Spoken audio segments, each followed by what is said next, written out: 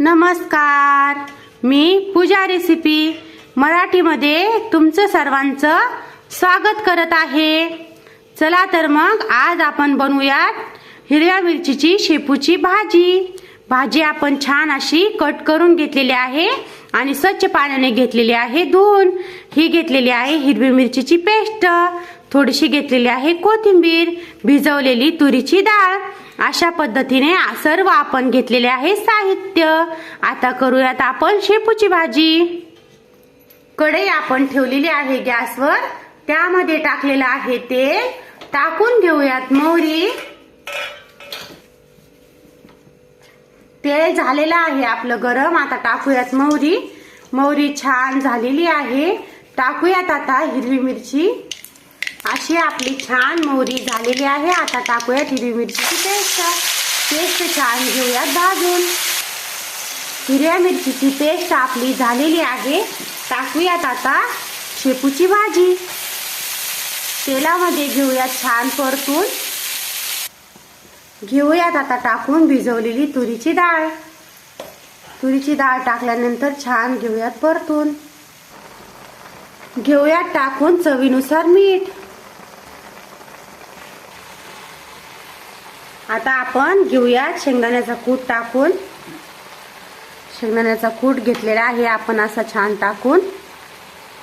आपल्या आवडीनुसार आहे शेंगदाण्याचा कूट टाकायचा नाही टाकायचा,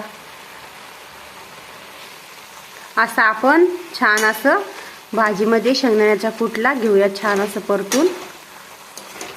परतूयात आपण मस्त शेंगदाण्याचा कूट भाजीमध्ये मिक्स होईल असं घेऊयात छान असं हे करून।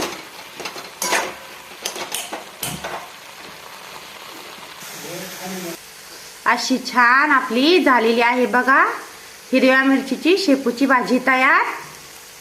चला तर मग या सर्वजण हिरव्या मिरचीची शेपूची भाजी खायला।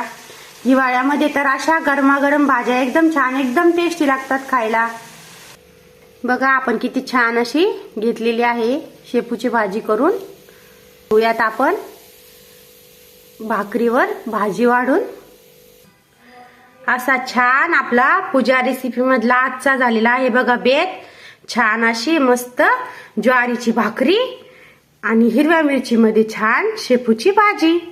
अशा पद्धतीने शेपूची भाजी आणि भाकरी भाजी अशी गरम गरम हिवाळ्यामध्ये खायला ती एकदम छान एकदम टेस्टी लागतात। त्यामुळे एकदा नक्की अशा पद्धतीने भाकरी आणि शेपूची भाजी नक्की करून बघा। अशा नवनवीन रेसिपी बघण्यासाठी एकदा पूजा रेसिपीला सबस्क्राइब करा। सबस्क्राइब करायला मात्र विसरू नका बरं, नक्की सबस्क्राइब करा।